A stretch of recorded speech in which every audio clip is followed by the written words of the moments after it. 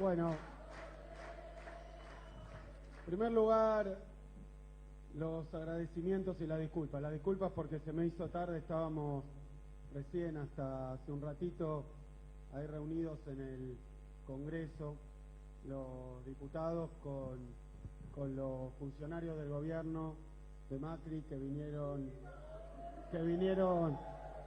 a presentar lo que sería más o menos el plan, lo que tienen planificado para todos los argentinos el año que viene, tal como lo expresa el presupuesto nacional. El presupuesto nacional, saben ustedes que se lo llama normalmente ley de leyes, ¿no? Porque es una ley que se vota el Parlamento y a partir de las partidas presupuestarias un poco se determina cuál va a ser la orientación de la política, porque uno puede tener preciosas políticas siendo el Estado, pero si no le pone la plata, la teca, la verdad que las políticas son simplemente expresiones de deseo. Y presentaron un presupuesto que, como todo lo que viene planteando el gobierno de Macri, tiene como principal virtud el engaño. Está bien hecho porque busca engañar, busca tergiversar, busca ocultar, busca embellecer. Lo que me parece que queda claro cuando uno lee el presupuesto, si uno tiene un poco de ojo para leerlo, y con la función pública uno termina desarrollándolo, y me parece que más allá de todos los engaños, y quiero empezar hablando de esto, no solo porque tengo interés en pedir disculpas por la demora, sino particularmente porque me parece que estamos en una etapa, como decía recién Ariel, estamos en una etapa donde nosotros no podemos darnos el lujo como militantes, pero digo más que eso, porque este es el enésimo intento que hacemos de hablarle a todos los sectores sociales. Y yo creo que de las diferentes maneras lo vamos haciendo, lo vamos consiguiendo, lo hacemos recorriendo el país, haciendo reuniones como esta, que está diseñada para 50 personas, y después a eso tengo que agradecerles a ustedes, ¿no? Que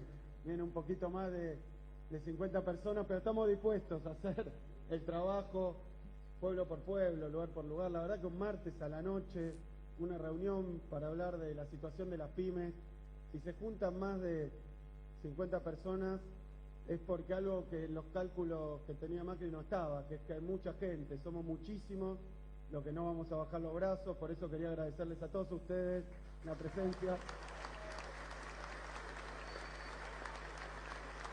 Pero no podemos darnos el lujo de no hacer un esfuerzo más. Tenemos que hacer un esfuerzo para entender el presupuesto nacional, que es una cosa recontratécnica, pero que ya van a ver que por los canales, por la verdadera cadena nacional que tiene el sector privado concentrado y que la pone al servicio de los políticos que los representan o de los gobiernos que los representan, van a empezar a decir que el presupuesto está buenísimo, que el presupuesto por primera vez, que la pesada herencia, van a empezar con todo eso, y es nuestra función como dirigentes trabajar para que los que les interesa, no solo los militantes, sino los que les interesa, escuchen la otra campana. Y yo creo que si hay algo interesante de este periodo, es que es tan ensordecedor el barullo que hacen para apoyar al gobierno de Macri, como el que hicieron para denostar a nuestro gobierno, es un coro tan amplio, tan grande, tan enorme, tan formidable, que se les empiezan a ver los hilos, ¿no?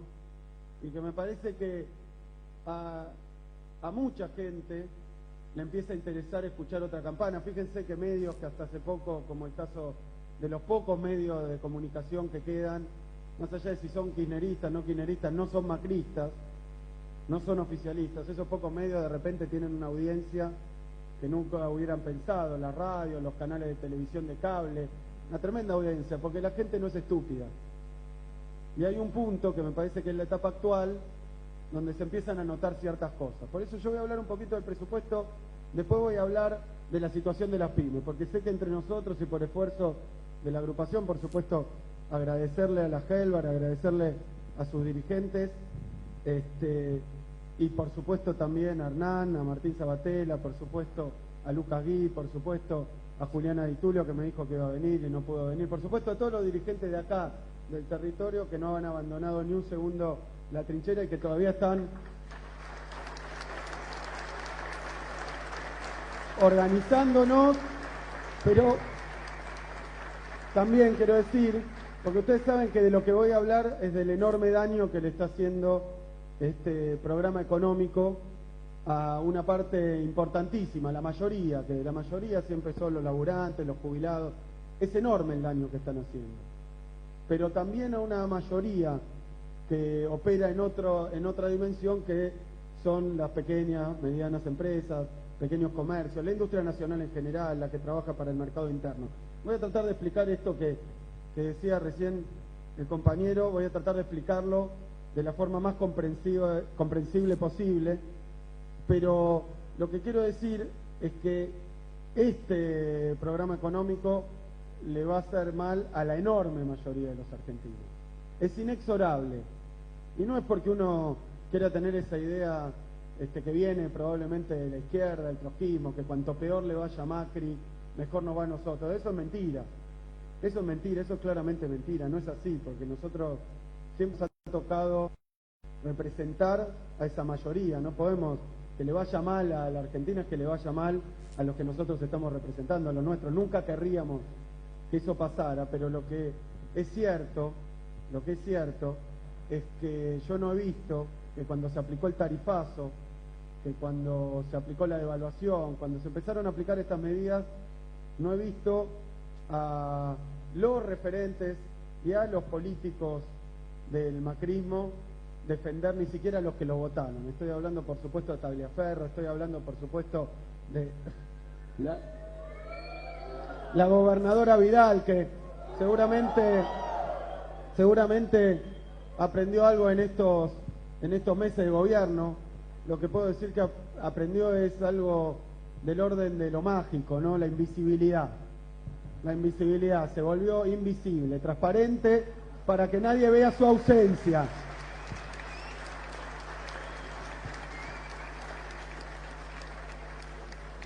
Llegaron por el régimen democrático, llegaron con los votos y ahora ya están traicionando esos votos porque no están defendiendo a los que los votaron y están buscando cómo hacer para que no les caigan culpas encima de lo que han hecho.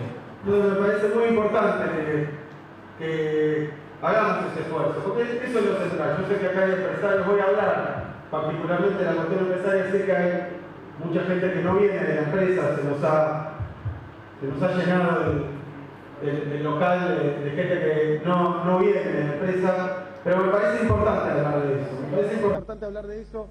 ¿Saben por qué? Porque entre los errores, todos nos piden autocrítica, entre los errores que podemos detectar, que hemos cometido, las insuficiencias, los problemas, a mí siempre me gusta decir que nosotros no tenemos que hacer una autocrítica en el sentido en el que TN, Mañeto, Clarín quieren que hagamos una autocrítica. La autocrítica que nos están pidiendo no es una autocrítica, es reconocer que ellos tienen razón. Y es por tanto reconocer que nosotros deberíamos hacer y haber hecho lo que Macri está haciendo hoy. Y no podemos hacerlo lisa y llanamente porque eso le hace daño a la Argentina. Entonces nuestra autocrítica no se trata de reconocer que tendríamos que haber devaluado, que tendríamos que haber aplicado políticas de apertura, que tendríamos que habernos hecho amigos o tal vez no amigos sino esclavos de alguna potencia extranjera, que tendríamos que haber llamado al Fondo Monetario Internacional. Si la autocrítica es decir la verdad que nos equivocamos, se equivocó Néstor sacándose encima al Fondo Monetario, y eso es lo único que van a reconocer. La única vez que cuando a mí en un canal de ellos me piden una autocrítica, la única vez que van a decir hizo la autocrítica es cuando les demos la razón a ellos. Y lamentablemente, mira, uno se podría sorprenderse, decir tenían razón ellos, miren qué bueno, qué fácil era aplicar un programa de industrialización con las medidas que están tomando ellos, pero no es así. Yo creo que nosotros no tenemos que hacer la autocrítica, nosotros tenemos que hacer un balance, que es mucho más duro que hacer una autocrítica, porque la autocrítica es un recetario, son 3 puntos, tenían razón en esto, aquello, y no es así. Hay que hacer un balance de 12 años de gobierno, donde hay muchísimas cosas que se hicieron muy bien y otras cosas que no se hicieron tan bien, y otras cosas que se hicieron mal, por supuesto, porque hemos gobernado y hemos tenido enormes responsabilidades, y sobre todo yo creo que hay que hacer un balance y tenemos espacio crítico nosotros, porque lo que nos propusimos, lo que se propusieron Néstor y Cristina, lo que nos propusimos es una tarea muy difícil, para muchos casi imposible.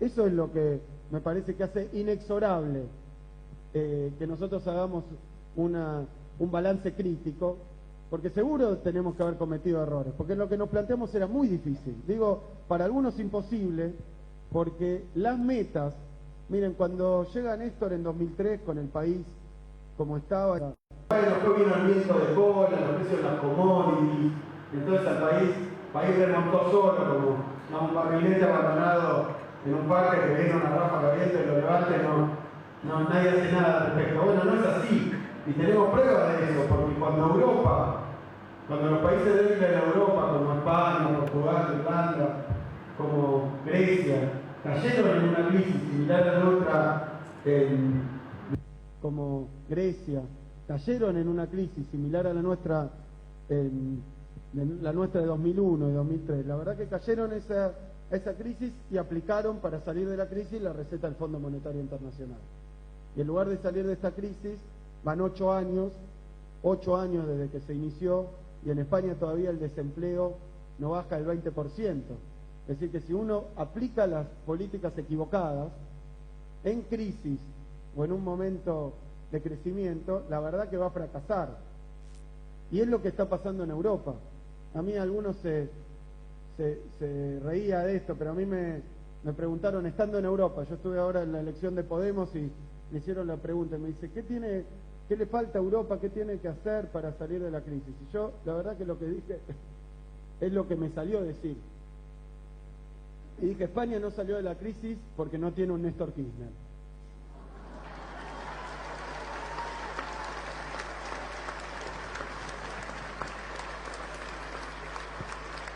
Porque fíjense, lo que se propuso, y si uno reescucha, si uno revisita esos discursos, el primero en particular, el del 25 de mayo de 2003, la verdad que no me canso de recomendarlo, de escucharlo yo y de recomendarlo porque es un discurso realmente fundacional. Pero él decía esto de vengo a proponerles un sueño, y el sueño que proponía era tener una industria nacional, tener paritarias, tener de nuevo crecimiento, inclusión social, tener a la gente con pequeños intervalos, como fue el principio del alfonsinismo, muy pequeños intervalos. Pero yo creo que para mucha gente ya era prácticamente algo imposible reindustrializar el país. No se sabía ni por dónde empezar. Recuperar derechos sociales, desflexibilizar el mercado de trabajo, recuperar la soberanía en los foros internacionales, ¿no? Porque nuestros presidentes hacían de felpudo en los foros internacionales. Y hoy cuando me preguntaban sobre la llegada del Fondo Monetario Internacional, yo decía, vino el Fondo Monetario Internacional y uno se plantea, conociendo la experiencia histórica, no simplemente si está bien o está mal la receta del fondo. El problema es que el Fondo Monetario Internacional lo que hace es vaciarte la democracia, porque uno vota un presidente, el presidente pone un ministro, incluso Macri, pero después las decisiones no las toma ni el presidente ni el ministro. Después se terminan tomando los cuarteles generales del Fondo Monetario Internacional de algunos bancos extranjeros, es decir, que realmente es un sistema con la formalidad de la democracia, pero no democrático. Entonces yo digo, entre los errores que cometimos, seguramente está el no haber podido explicar buena parte de nuestras políticas a un actor social central, que es el empresariado argentino. El empresariado argentino. Nosotros no lo logramos. Uno puede decir fue un error, como tantas cosas, ¿no? Fue un error nuestro, o también puede mirarlo al revés, evaluar de alguna manera el enorme, el formidable poder que enfrentó a los gobiernos de Néstor y a Cristina y a los gobiernos de corte nacional, popular, democrático, en todo el continente, ¿no? Al gobierno de Lula, al gobierno de Chávez, al gobierno de Evo, la enormidad, lo fantásticamente grande que es esa maquinaria de poder. Son los sectores más poderosos y ni siquiera de acá en la Argentina, no no es el tema de un Paolo Roca, un Ratazzi, no son ellos. Es una fuerza, un poder mucho más grande, que uno puede ponerle el nombre que quiera, pero evidentemente uno puede decir, claro, teniendo de ese lado a los grandes empresarios, a los grandes medios de comunicación, la verdad que qué íbamos a hacer. Pero a mí no me gusta ese enfoque, a mí me gusta el enfoque crítico, porque que enfrentamos a los poderes más grandes, a los poderes más concentrados, a los empresarios más ricos, al poder económico, al poder internacional, eso ya lo sabemos, eso es obvio, eso es ser parte del movimiento nacional y popular. Raro sería que esos poderes acudieran en nuestra ayuda y trabajaran para fortalecernos y apoyarnos.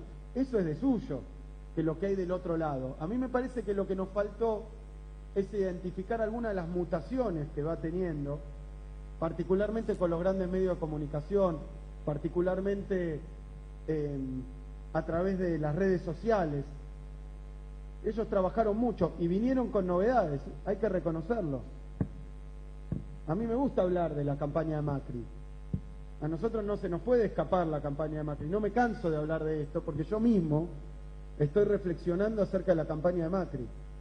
Miren, hubo una época, voy a ir algún tiempo atrás, donde el empresariado argentino, y me habrás escuchado, Ariel, decírselo a los empresarios. Yo les decía, el empresariado argentino apoyó el golpe de Estado del 76. No todo, pero en su gran mayoría. Lo apoyó basado en la cuestión de recuperar el orden, que la clase trabajadora estaba muy organizada, que los niveles salariales eran muy altos, una serie de factores que identificaban como problemáticos para ellos y apoyaron en algo que terminó siendo un verdadero suicidio de la industria nacional, que apoyó esa política, apoyó a Martínez de Oz, que además si uno recorre la historia va a ver que los primeros discursos de Martínez de Oz no eran antiindustriales. Un poco lo que vos hacías, Ariel, de trabajar ahí debajo lo que están planteando como propuestas. No tenía un discurso antiindustrial en la dictadura militar cuando asumió, al revés. Tenía un discurso proindustrial. Muy rápidamente apareció la ley de entidades financieras, que es la ley del 77, que es la desregulación financiera, la apertura financiera, verdaderamente el carnet, la licencia para la fuga de capitales y la gran especulación, la bicicleta financiera. Bueno, eso se aprobó más adelante, pero no vino con ese discurso.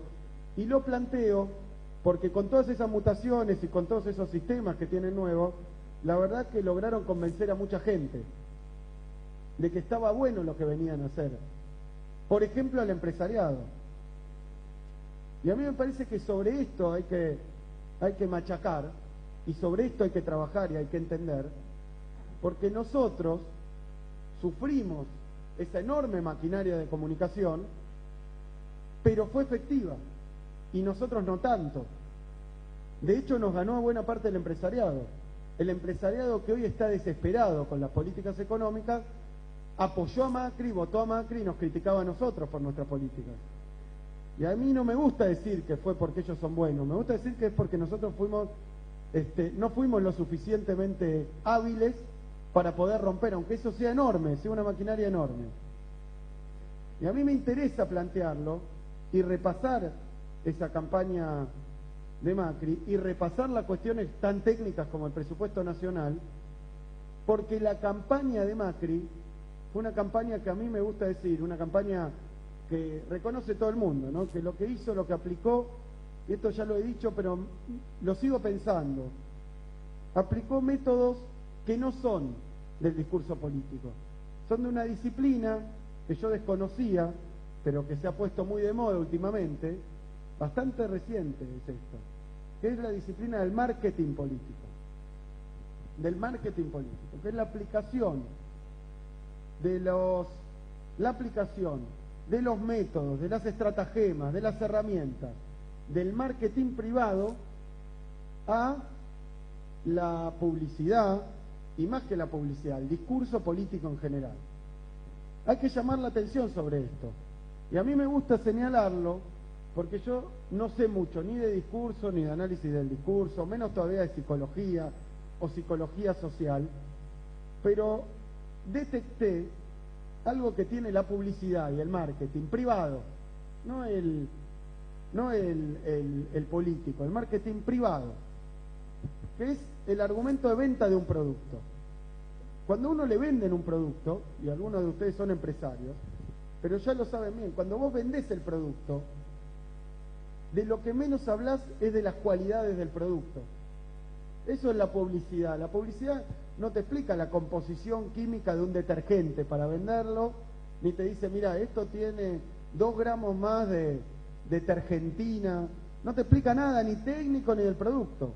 ¿Qué te dice? Si vos compras este detergente vas a ser feliz. Si vos sos un ama de casa y vas al supermercado y comprás, qué sé yo, Magistral, bueno, no laburás más, te labura el producto. Y hasta te dicen, hasta parece a veces una especie de superhéroe vestido con la camiseta del producto que lava la cocina.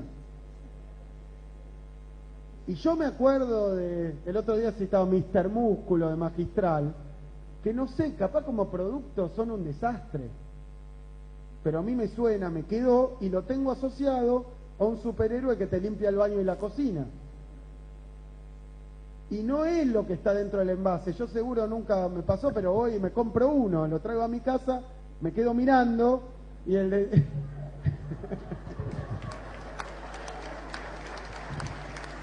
No va a venir,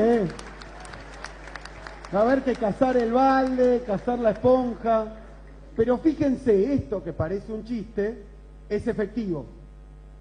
Y ahí tenemos todos tomando una famosa gaseosa cola, porque de alguna manera mis pibes que tienen 4 y 7 años quieren esa gaseosa, ni la probaron, pero la quieren.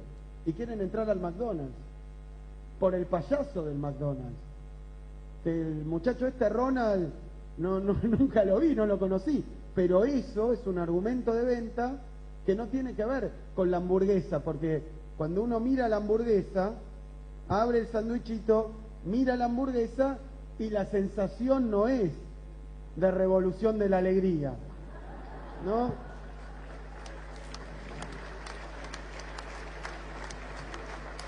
Llamo la atención sobre esto porque parece joda. Muchos de nosotros decíamos no, bailando así, con los globitos, diciendo todas generalidades, no contestando ninguna pregunta, no explicando qué iba a hacer con nada, porque no sabíamos qué iba a hacer con nada. Muy pocas veces durante la campaña electoral, y le pregunto a algún empresario si les dijo cuál era el programa productivo, qué iba a hacer con la industria. Nunca habló la palabra industria y se presentaba presidente. Y fíjense que tampoco es un invento de este señor ecuatoriano, Durán Barba, que trajo, no es, porque todos los candidatos latinoamericanos salían del mismo molde. Lo mismo, los Capriles, los Aécio Neves, la misma campaña, el mismo perfil, empresario. Yo creo que en ningún lado tendría que revisar los prontuarios. Nadie venía con 230.000 causas penales, como vino el que hoy es nuestro presidente, a venderse como el que iba a hacer la revolución ética en el país. Eso ya fue un esfuerzo adicional de la Argentina, ¿no?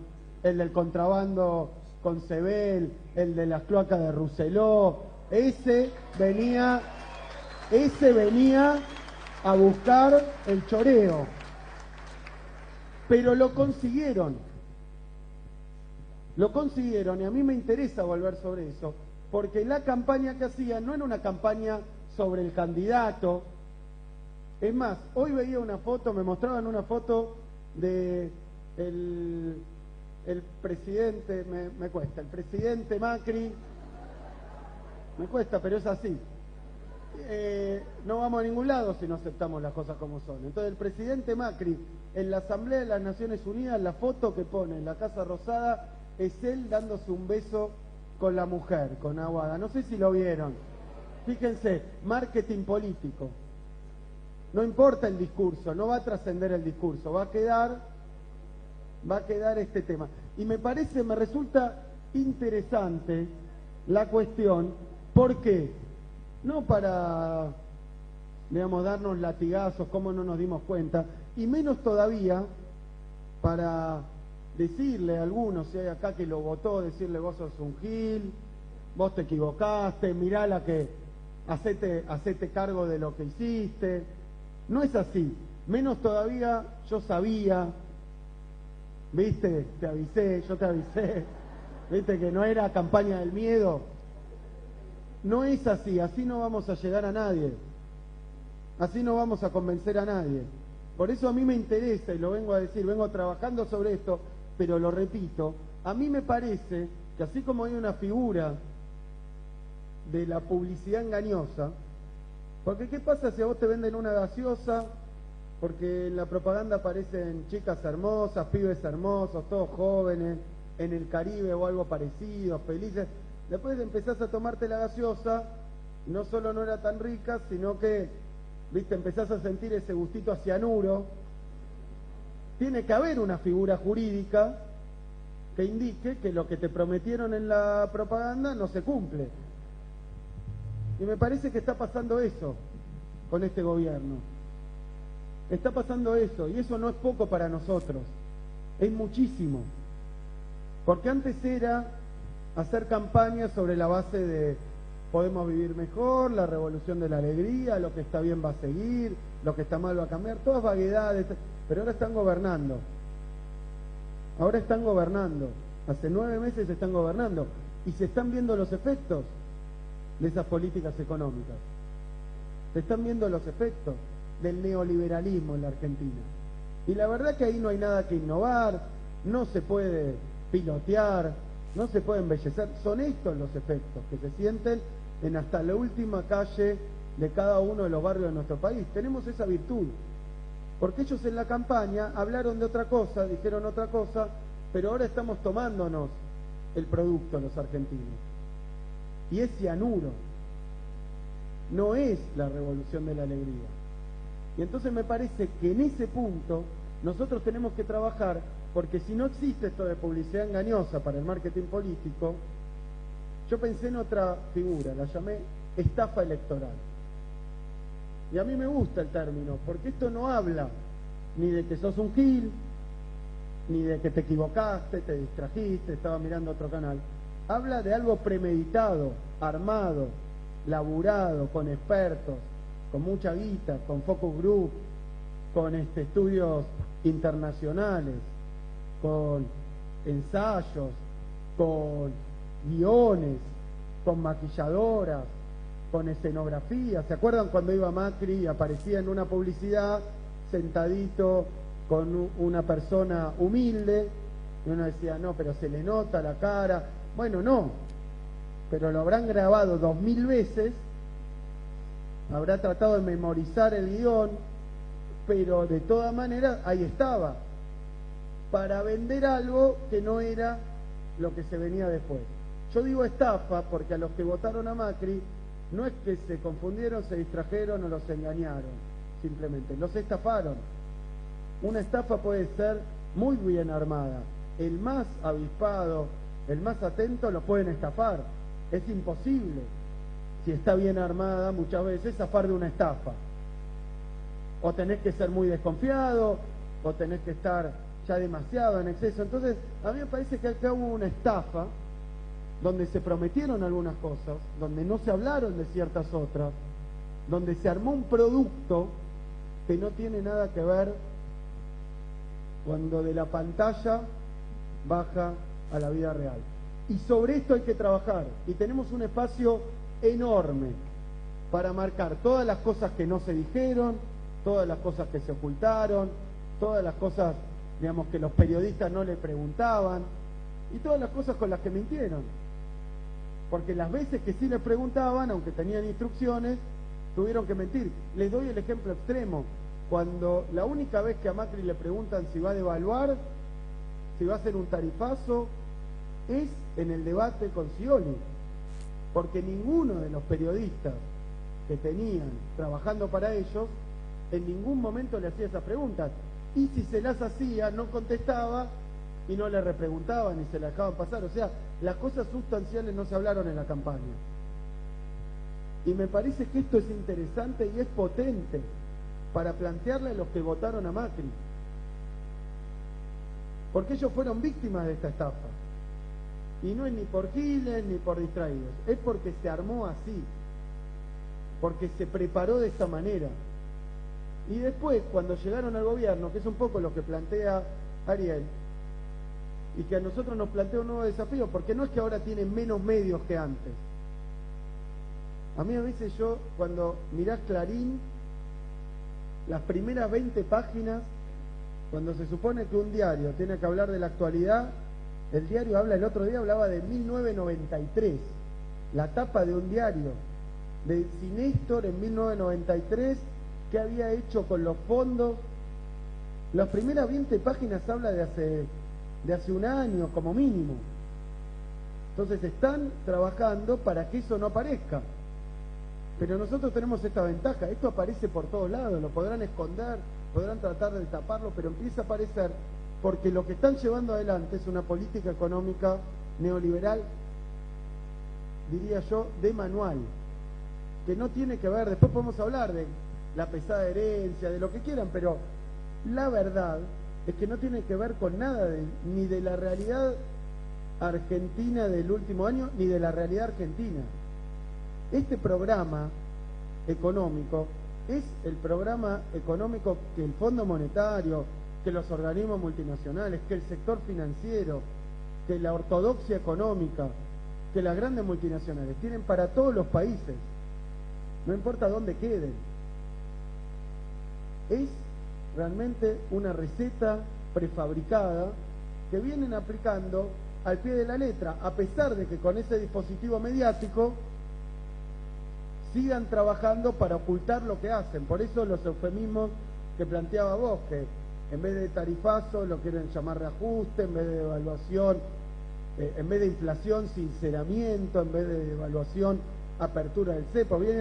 Siempre buscan, y son estrategias del marketing. Si tenés que vender algo que es negativo, buscarle un nombre simpático, positivo, que cambie y desvirtúe. Pero ahí está, la realidad está.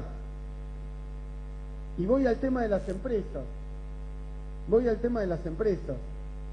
Porque fíjense, a las empresas, a las pequeñas y medianas empresas de nuestro país, que son las que dan la gran mayoría, no quiero aburrirlos con estadísticas, pero dan, según las estadísticas del empleo formal, según las estadísticas más desfavorables, del 70% para arriba del empleo, viene de ahí, de ese sector, que a nivel de cantidad de empresas es el 90%, mucho más. Pero a ese sector, lo que le hicieron es algo que yo denomino la tormenta perfecta. Hablaba Ariel y hay miles de estadísticas que muestran de la caída de la demanda. La caída de las ventas. Fíjense, y si quieren, vayan y entren a cualquier comercio, pregúntenle, no importa quién votó, no importa quiénes son ustedes, ¿cuánto le cayeron las ventas en unidades con respecto a mismo mes del año pasado o cualquier mes antes de que asumiera Macri? ¿Cómo le cayeron las ventas? Y les van a hablar de esto que decíamos recién, 20, 25%, le cayeron las ventas, no vende. Y se nota, porque uno recorre los locales, los fines de semana, se nota esa caída de las ventas. Ahora voy a explicar esa caída de las ventas en un ratito. Pero le caen las ventas. Cuando vos te caen las ventas, la verdad que se puede hablar con cualquier empresario, porque la cosa es muy sencilla. La ecuación económica del empresario es lo que vende, lo que le ingresa, menos lo que gasta, menos los costos.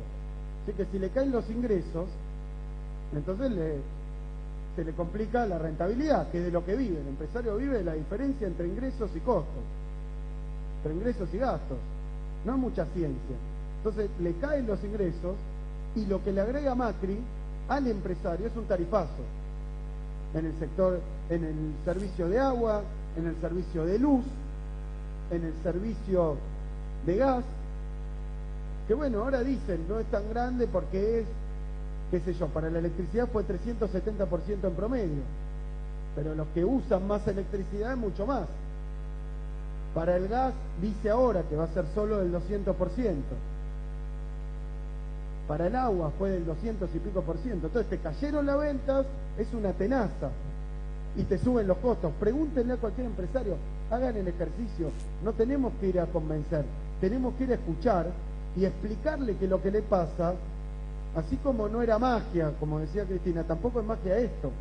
Es resultado de políticas muy concretas que tomó el gobierno, que hasta le pueden mostrar en el boletín oficial en qué momento le hicieron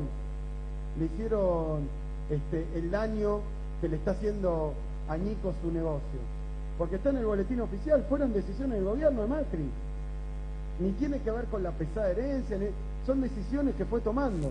Decisiones que podría haber tomado cualquier otra, porque todo dice que tiene que ver con el ajuste fiscal, pero el ajuste fiscal hace que le suba las tarifas y le baje los recursos a determinados sectores, mientras con la otra mano le está entregando a las mineras, a las sojeras, a las petroleras.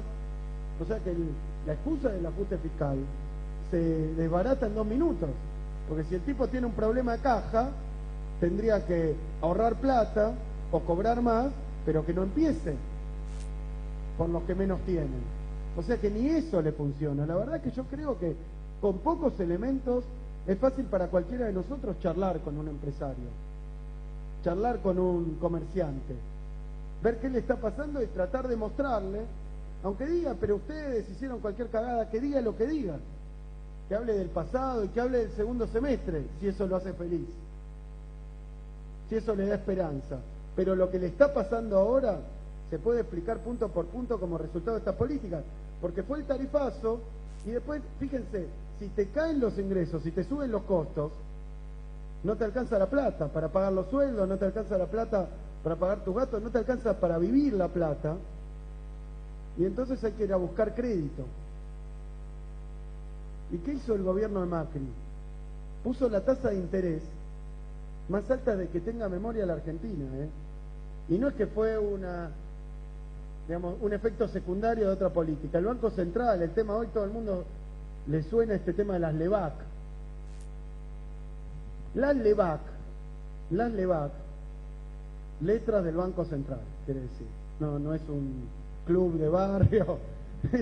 Las letras del Banco Central, las LEVAC, son un instrumento que el Banco Central usa para prestarle a los bancos. Entonces, ¿esto qué quiere decir? Que el banco tiene guita. ¿De dónde saca la guita? ¿De quién es la guita que tiene el banco? De la gilada. La plata que tiene el banco es de los laburantes, de las pequeñas empresas que depositan sus ingresos en el banco, que aparece ahí la plata, te depositan el sueldo, esa plata la tiene el banco. Entonces tiene tu plata, uno cobra el sueldo, la plata la tiene el banco y después va retirando de a poco. Mientras tanto la sigue teniendo el banco, la pone a laburar. ¿Qué puede hacer con esa plata? Y la tiene que prestar, porque si la deja en la bóveda no le rinde nada, y entonces, si no fuera que cobra unas comisiones, con lo cual mantiene todos los empleados, diríamos, el banco pierde plata, pero la pone a laburar, gana de eso. Es más, si vos la dejás en una caja de ahorro, te paga 0 interés, o sea, tiene plata a costo 0. Si pones en un plazo fijo, te tiene que pagar, pero si no, la que uno tiene cobra su sueldo y lo empieza a gastar, todo ese tiempo le cobra 0 al banco por tener la plata. Y el banco la presta. Entonces tiene que decir a quién la presta. Te llama a vos. ¿Necesitas plata? Sí. Bueno, sí, necesita plata. Perfecto. Para prestarle, ¿a qué tasa le presta? ¿Cuánto le presta? Bueno, fíjense, ¿qué hace el Banco Central? Le ofrece, si vos me das la plata, yo te doy estos títulos que son las LEVAC. Y le pagaba hace unos meses 38%. El Banco Central funde no funde. ¿El Banco Central depende de sus ventas? No depende de sus ventas. ¿El Banco Central tiene algún riesgo? Ningún riesgo. De forma tal que los bancos le podían prestar al Banco Central por decisión de Macri al 38%. Entonces, vos necesitas plata, si te la presto a vos, en vez de prestársela al Banco Central, ¿cuánto te cobro? No el 38, el 38 es mi piso. Sobre eso el riesgo de que te vaya mal, el riesgo de que te vaya del país y me estafes, el riesgo de que te funda la política económica. ¿Cuánto le prestaba a las pymes? Y bueno, si le pedías plata, ¿qué te puedo dar a cambio? Un cheque, por ejemplo, 50%, 60%. Es decir, que vos tomabas 100 y tenías que devolver 160. Esta política también ahorcó a las pymes, porque le cayó la venta, le subieron los costos, y si tenía que salir a buscar plata, le cobraban cualquier cosa. Esto es lo que está pasando. Esto es lo que está pasando, simplemente nada tiene que ver con la pesada herencia, es la política económica del macrismo, y de este resultado sobre las pymes, y de este resultado sobre los comerciantes de acá, de este barrio. ¿Qué pasa? Como bien decía, una pyme no puede hacer como Paolo Roca, que vende menos y suspende 2.000 empleados de los miles y miles que tiene. Una pyme ya tiene la planta de empleados óptima, no le sobra ni uno. Entonces, ¿qué empezó a pasar? En algunos lugares el dueño empieza a atender el restaurante, no cierra, echa uno y hace un turno, o atiende el kiosco. Sigue funcionando a costa de autoexplotarse también y de echar un laburante. Como si todo esto fuera poco, que ya explica por qué hay una enorme crisis de empleo en Argentina. Ante ese panorama, por eso yo lo llamo la tormenta perfecta, hasta acá te mató, pero después de eso abrió las importaciones. Quiere decir que hace que los productores argentinos de calzado, de juguetes, de textiles, tengan que competir con la producción china. Que no es solo que China tiene salarios bajos, es que estamos hace 8 años en una crisis mundial, y la crisis actual es de sobreproducción, sobra producto, no tienen a quién enchufárselo, porque en Europa está en crisis hace no sé cuánto, no tienen a quién enchufárselo, así que no te lo venden al precio barato que ya tienen por ser la factoría del mundo, te lo venden más barato. Con eso quiere el gobierno de Macri medir la competitividad de nuestros empresarios, con el precio de las importaciones en un contexto de sobreproducción, de stocks, de sobrantes, y entonces de lo que llamamos dumping, que para ganar el mercado compiten entre ellos, te lo venden abajo del costo, porque si no lo tiran. Entonces, estos 4 factores son los que están fundiendo nuestra industria. Los 4 factores son lo contrario de lo que hacía nuestro gobierno. No es tan difícil, es otra política económica. Por supuesto que tiene enormes complejidades. Y voy al primer factor, porque esto es lo que le pasa a las industrias, esto es lo que le pasa a los comercios, esto es lo que le pasa a las empresas. Y yo creo que todos nuestros militantes, todos los empresarios que dudaban, ahora son más permeables a entender por qué andaba antes y por qué no anda ahora. ¿Y por qué no va a andar esta política para ellos? Andará para los grandes productores de soja, andará para las grandes mineras, andará para una pequeña minoría que son la lista de sectores, la intermediación financiera, la bicicleta, pero no va a andar para la industria local. En particular, porque el macrismo no entendió, o tal vez entendieron ellos, pero confundió con respecto al motor central de lo que mantenía funcionando nuestra industria nacional. Voy a hablar de uno y después lo voy a extender un poco, pero el motor central, ¿saben cuál era? Era algo que hoy, discutiendo el presupuesto, quedó claro que es el peor enemigo del macrismo: los salarios altos, las jubilaciones altas. Eso era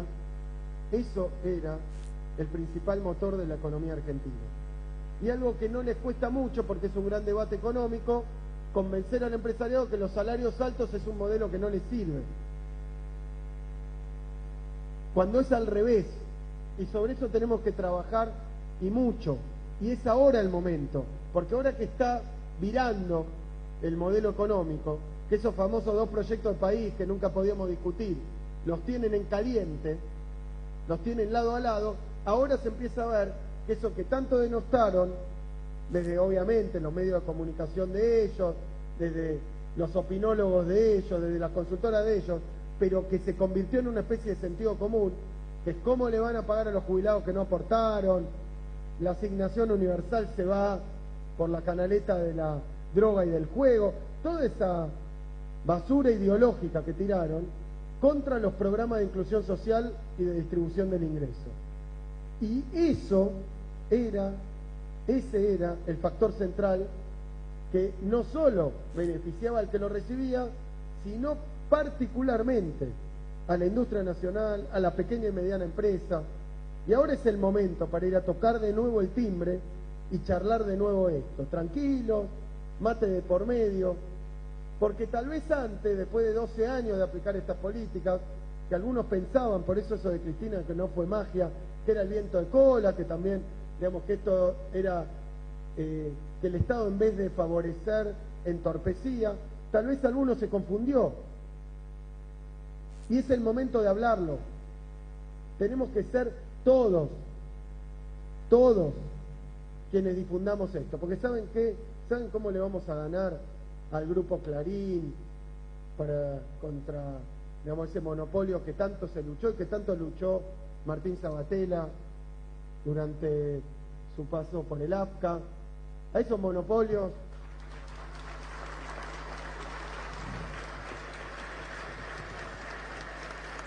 de la comunicación le vamos a ganar con un instrumento que ellos no tienen, pero que implica no bajar los brazos y seguir militando, que es la comunicación popular.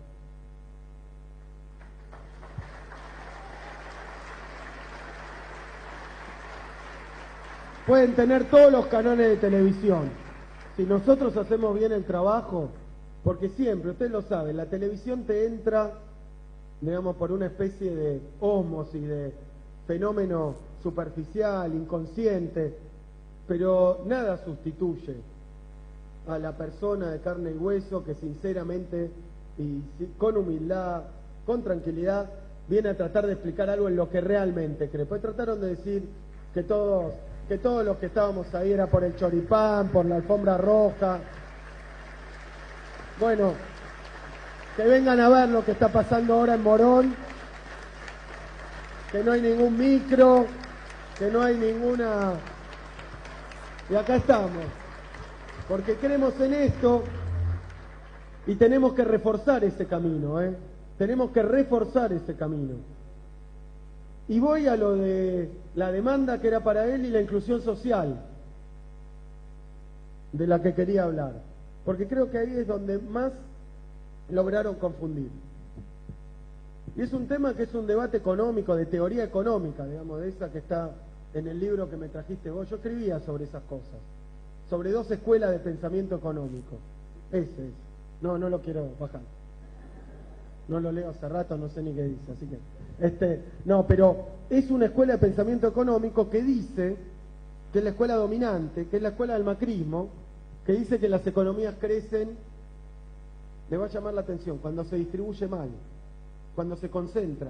Es esa teoría del derrame. En el fondo lo que dice es eso, que hay que transferirle recursos a una pequeña minoría de empresarios, de esas cosas. De Panamá no habla esta teoría, no, se olvidaron de Panamá, se olvidaron de todas las que se afanaron durante años.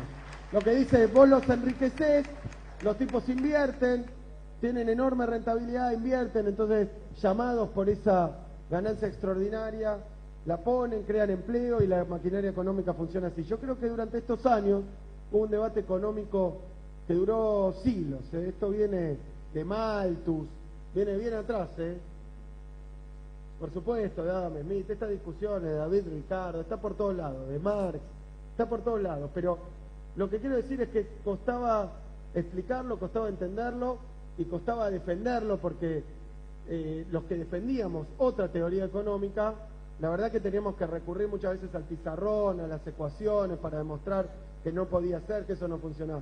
Pero ahora, ¿saben qué? Todos nosotros que estamos acá tenemos un elemento mucho más fuerte, mucho más convincente, mucho más poderoso, que es la realidad, que es lo que pasó 12 años en la Argentina. Porque algunos pensaban que sí, que vos hacías el programa de inclusión jubilatoria que le dio jubilación a 3 millones de personas que no habían hecho los aportes. Fíjense hasta qué duro, qué descarnado que es el discurso neoliberal, que trataba de convencer a todos que eso era injusto, porque el tipo no había hecho los aportes por culpa suya.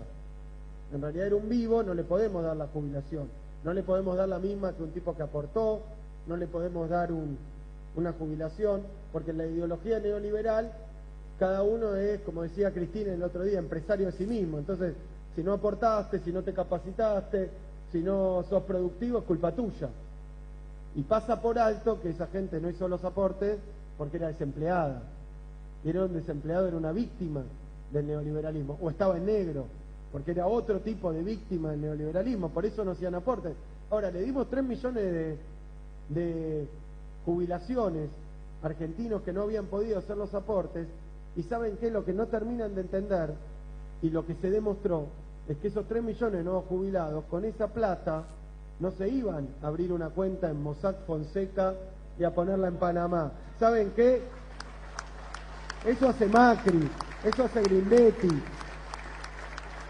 eso hace Caputo, eso hace Franco, pero no hacen nuestros jubilados. Nuestros jubilados van y le compran al boliche enfrente, o compran un zapato, un juguete, o incluso empiezan a comprarse un auto o una moto, que es trabajo argentino. Entonces, claro, pero es que viene de abajo arriba, no de arriba abajo. No obedece a la ley de gravedad, obedece a una ley económica que es esta, que es que la inclusión social, mal que les pese, genera crecimiento. Es la mejor política de crecimiento.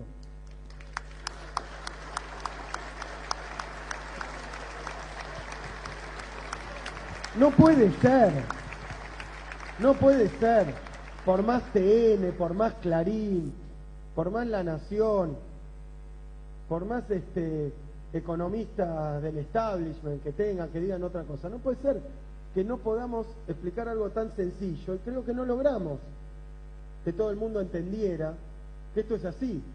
Y ahora lo empieza a ver, porque la política de Macri vino con una devaluación. Dijeron que la devaluación no era una devaluación, era la apertura del cepo, digamos, la libertad de poder comprar los 5 millones de dólares que no nos dejaban comprar antes a todos nosotros, la alegría de poder cualquier momento ir a una cueva. Y bueno, dijeron eso y estaban devaluando, y entonces cuando trataron, porque a mí me tocó, yo me había convencido de que no tenía que salir a hablar, porque si no, rápidamente no tenía que salir a criticar al gobierno, porque bueno, esa luna de miel, y entonces íbamos a parecer que éramos locos. La verdad es que no pude cumplir. El día que hicieron la devaluación, yo salí y dije, ¿saben qué? Esto no es abrir el cepo, esto es la devaluación, y se va a ir a precios, a pesar de que se la pasaron diciendo que los precios se movían a $1, que era $1 ínfimo, el de las cuevas, el Blue, el Paralelo, decían que todos los precios estaban a 16 pesos, bueno, pero el 95% de la actividad económica argentina se movía al dólar oficial. Y cuando vino la devaluación, dicho y hecho, se fue a precios. Entonces devaluaron 50% y ahí tenemos. Hoy los funcionarios del Ministerio de Economía reconociendo que la inflación de este año va a ser 43% de piso. 43% de piso. Eso dice el índice de precios de la ciudad de Buenos Aires. Miren, hoy les comentaba cuando hablaba del presupuesto, ellos dicen que la inflación del año que viene va a ser de 17%. Pero digo, independientemente de eso, yo les decía, después hablemos de las proyecciones. Pero ¿saben qué? Prat Gay, Macri, todos ustedes dijeron en enero que la inflación de este año iba a ser 20-25%. Y con eso salieron a pisotear las paritarias. Y después hoy tienen que reconocer que le pifiaron, no por 2 puntos, 3 puntos, por el doble. y la inflación fue más o menos la devaluación. Entonces los salarios no subieron, ni como el dólar el 50, ni como los precios el 40, 40 y algo. Subieron 20, 25, 30 y las jubilaciones también. Y ahí está como la economía, la verdad es que es algo que no se puede estudiar de a cachitos, es el todo. Entonces le pegaron ese martillazo, ese garrotazo a los salarios y a los ingresos populares, y alguno habrá dicho, bueno, porque los salarios estaban muy altos, está bien, hay que moderar los reclamos salariales, porque eso es un eje de la competitividad, y lo dijeron algunos empresarios, que después se encontraron con que la gente no llegaba a fin de mes, menos todavía iba a comer afuera a la noche, menos todavía iba a gastar en entretenimiento o en la compra. No solo no compraba la moto, vendía la moto, porque ya no llegaba a fin de mes. Y eso es lo que por el otro lado, la exclusión social, la reducción de los salarios, se refleja como caída de las ventas para nuestros industriales, para nuestros productores, para nuestros comerciantes. Y ese es el modelo económico neoliberal, apertura de la economía, eso es lo que dije cuando hablaba de que entraron importaciones, alineación con el ALCA, con el Tratado Transpacífico, así aparece, a la canciller Malcorra que está pagando su campaña electoral para la ONU con la soberanía argentina, decidió pagarlo. Pero ahí tienen, entonces tratando de alinearse con esto, apertura. Lo que decía de las LEVAC, financiarización. Abrieron, desregularon, hoy se puede entrar y sacar guita sin avisar, sin explicar para qué. Entonces se ha armado el negocio más formidable del mundo, porque vienen con dólares, los convierten en pesos, lo dejan un par de meses a una tasa del 38% y después, cuando ven que va a cambiar, se lo llevan de nuevo. Hicieron una ganancia en dólares, mínimo del 20-25%, aún con una diferencia cambiaria. Ese es el modelo neoliberal, sino que abren la frontera a la importación, abren a la timba financiera, empiezan a ajustar el salario y los gastos, ponen las tarifas, esto era lo que yo decía en la audiencia el otro día, a valor internacional y en dólares, lo que hicieron acá en los 90, pero todo eso no son programas que andan por la estratosfera, que si va y se hace Argentina observador de la Alianza del Pacífico y a quién le importa. Son estas políticas económicas que le van pegando todos los días a los laburantes, a los jubilados, que le van pegando también como contracara a la industria nacional, porque deprime el mercado interno y rompe lo que fue la principal turbina del crecimiento argentino durante estos años.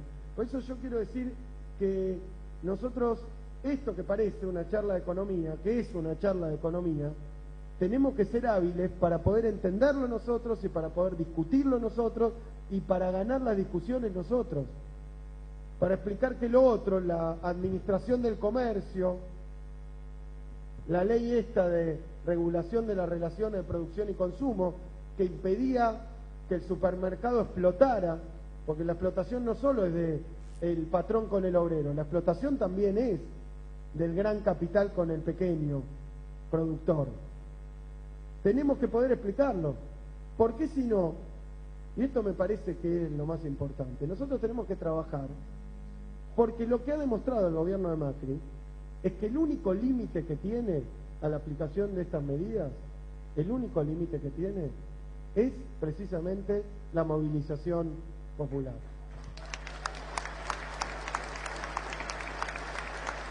No es ensayo y error. No hay 4 versiones del tarifazo porque Aranguren revisó el Excel 4 veces. No es por eso. Es porque trataron de aplicar el tarifazo y encontraron una respuesta. Que sí, que ¿cómo se llama? Se llama en la física prácticamente. Encontraron una resistencia. Esa resistencia, la resistencia de pelear por los derechos, la resistencia de luchar por lo que es de uno, la resistencia para que no se te caiga el producto de tu esfuerzo, para que no te echen del laburo, la resistencia para luchar por tus hijos y por tus nietos esa resistencia. Y no solo encontraron la resistencia de la gente desorganizada, encontraron algo que es producto de estos 12 años. Encontraron algunos dirigentes políticos que estaban dispuestos a acompañar esa resistencia.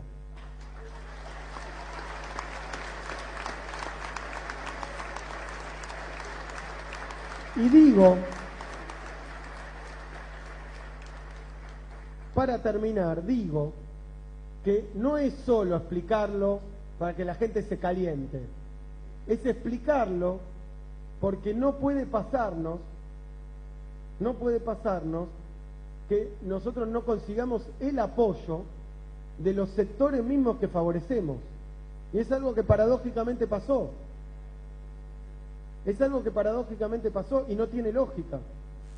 Y tiene que ver con esas campañas de marketing, con esos engaños, con esas estafas, pero tiene que ver con algo de lo que no fuimos capaces. Porque no tiene que ser tan difícil. Y si fracasamos en explicarlo de esta manera, hay que buscar otra manera. Y si fracasamos en llegarle y en ganar su confianza, hay que buscar otra manera. Hay que buscar otra manera y hay que seguir trabajando. Porque si no logramos explicar estas cosas, si no logramos conseguir que los sectores favorecidos por las políticas de crecimiento, de inclusión, de mercado interno, de reindustrialización, nos apoyen, va a pasarnos lo peor que nos puede pasar, que no es no volver, es volver iguales. Nosotros tenemos que volver mejores.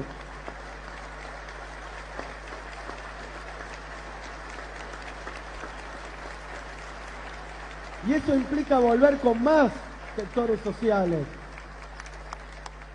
Y eso implica volver con más conciencia de lo que pasó. Y repito, es un momento extraordinario, porque pocas veces se presenta la oportunidad de mostrar cómo unas políticas tienen un resultado, y a pesar de toda la campaña de confusionismo, de distracción, de pesada herencia, de vender que el año que viene vamos a andar mejor, el segundo, a pesar de eso está la realidad, y la realidad es comprensible y es explicable en base a las políticas que está aplicando el gobierno de Macri. Hay que aprovechar esta circunstancia para hacer esto, para explicar cosas que antes no pudimos explicar bien, porque al ser gobierno te desconfiaban, pensaban que estabas haciendo otra cosa. Hay que aprovecharlo fuertemente. Y con esto quiero cerrar. Me parece que nosotros estamos en ese enorme desafío, y el otro día Cristina también hablaba de esto.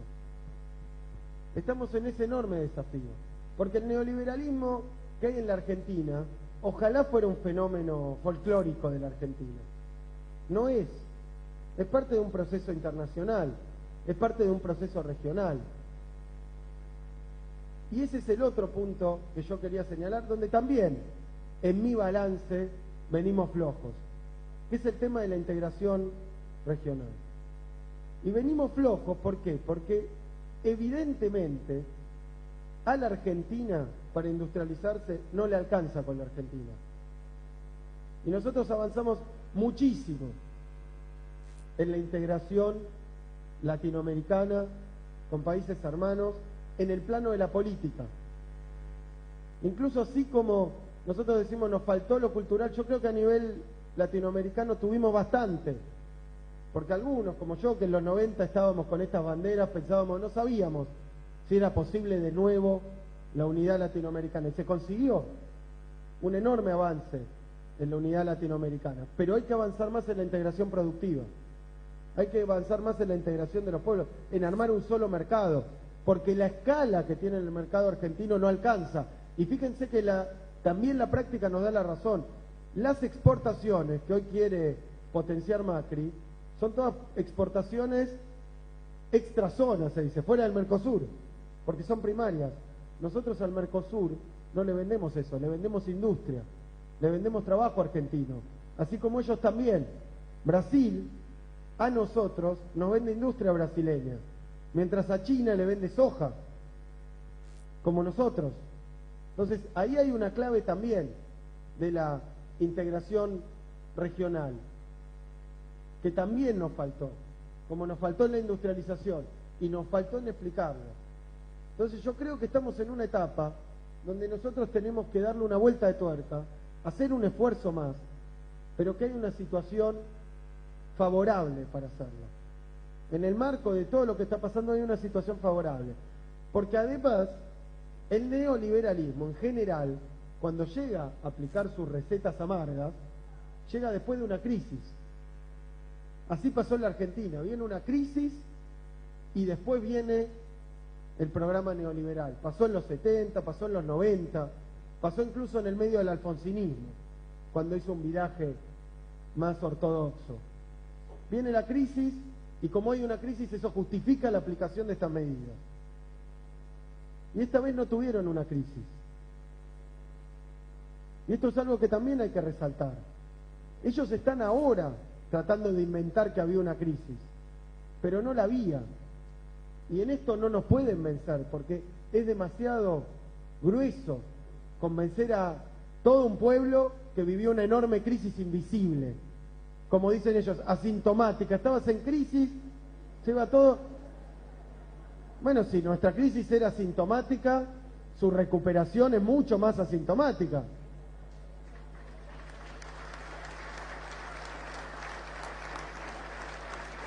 Entonces nosotros contamos con que estas medidas de ajuste, de austeridad y de emergencia las toman de la nada, porque es su ideología, porque es lo que venían a hacer, porque esas órdenes tienen. Y ahora han venido, hoy ya aterrizado el Fondo Monetario Internacional, a darles la palmadita, y como siempre les van a dar la palmadita porque ya aumentaron las tarifas, abrieron la economía, pero les van a decir falta más, porque también trabajan de ser el experto que viene a decirle para qué lado tienen que seguir avanzando. Van a hacer las dos cosas, entonces ellos van a decir, ven, no es tan grave el ajuste, porque algunos, como dicen, es gradual, moderado. Minga gradual y moderado. 10% bajaron los salarios, más 15% van a bajar las jubilaciones. No sé qué es lo que sería, qué catombe y qué genocidio sería el plan económico de Macri si no fuera esto que llaman moderado. Pero ¿saben por qué lo llaman moderado? Para hacernos creer que no se terminó, que viene más. Esa es la gradualidad. No es para decir que es poco, es para decir que sigue. Para encajar ya la idea de que el ajuste, el tarifazo, tiene pasos y va a ser cada vez peor. Pero ¿saben qué? Nosotros tenemos una ventaja, llegaron sin una crisis. Y lo voy a explicar con el mismo ejemplo, porque yo milité en los 90 contra el neoliberalismo, contra el menemismo. Y en ese momento había un problema. Primero lo que señalé, no se sabía si era posible en Argentina que hubiera otro modelo. Sinceramente lo digo, no se sabía. Muchos creíamos en eso, pero hacía 30 años que no había otro modelo de desarrollo para el país.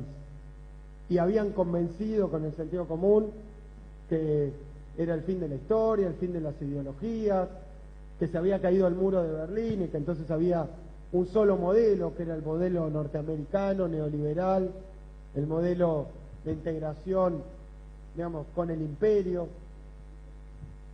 Entonces no sabíamos, y ahora lo tenemos ahí. Pero tenemos otra cosa más que no había muchísima fragmentación. Yo entiendo que estamos hablando de la unidad, y que nos falta unidad. Pero ¿saben qué? En los 90 había 3 gatos locos, todos dispersos, todos peleados, todos fragmentados, cada uno en su frente. Capaz que íbamos cada tanto, algunos de la universidad a la villa, a los barrios, pero era por esto, porque había mucha desmovilización, mucho descrédito, poca militancia. La militancia era una mala palabra. ¿Y saben qué no había tampoco en los 90? Que está junto para mí con el tema de que no tuvieron una crisis. No había liderazgos. No había... Siempre es un problema los liderazgos y la unidad, porque siempre todo el mundo tiene derecho a pensar que es mejor dirigente, que no quiere dejarse mandar ni conducir. Todos tienen derecho. Pero hoy, indudablemente, en la Argentina hay un liderazgo para los que no están de acuerdo con el neoliberalismo. Claro, transparente, es el de Cristina.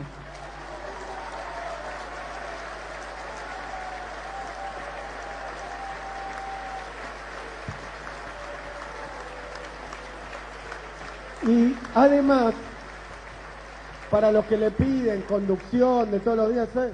El otro día, escúchenla bien a Cristina ahí en ese acto que tuvo en ATE. Porque ella dijo, es muy fácil el parámetro, el criterio para la unidad.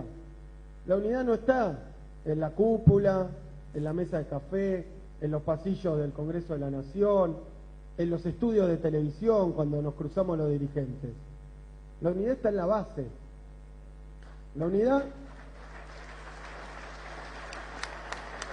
está en la gente. Esa es la que no se deja confundir por los reflectores o por una encuesta. Está ahí. Ese es el criterio. Por eso a mí me parece que para los que cada tanto se confunden y hablan de la gobernabilidad, de la razonabilidad y le terminan votando el endeudamiento externo, los fondos buitres, para los que se confunden, yo lo único que tengo, lo que tengo como una certeza, es que los que pretendemos representar a los pequeños empresarios, a los pequeños comerciantes, a la industria nacional, a los laburantes, a los jubilados, nosotros sabemos dónde está, pero no sabemos dónde está el problema y dónde está nuestro programa y dónde están las necesidades y dónde están los reclamos. No lo sabemos porque estamos iluminados, lo sabemos porque seguimos yendo ahí donde está el pueblo, a las fábricas, a las escuelas, a los colegios, a los barrios, a las provincias, a las universidades, a los centros jubilados, a los clubes. Está ahí.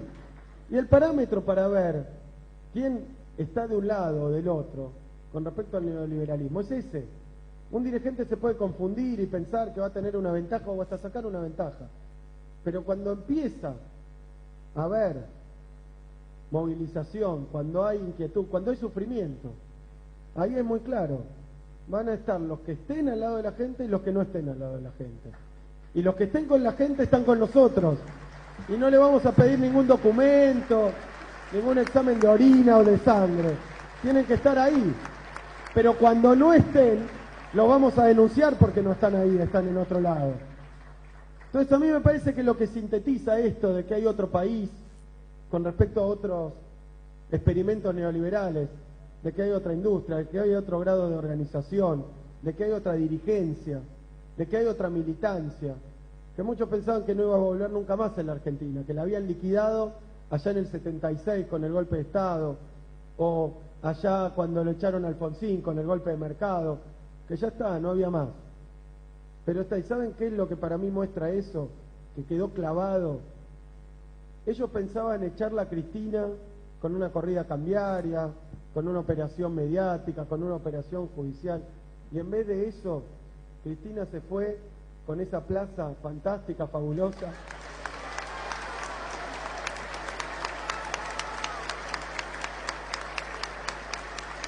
con más de 500.000 de argentinos. Así que cuando quieran preguntarse si hay militancia, si hay futuro, si hay industria, si hay proyecto, miren ese discurso de Néstor, miren ese discurso de ahora, reciente, de Cristina, de esta etapa, y miren de nuevo a Cristina hablando con su pueblo. Muchísimas gracias.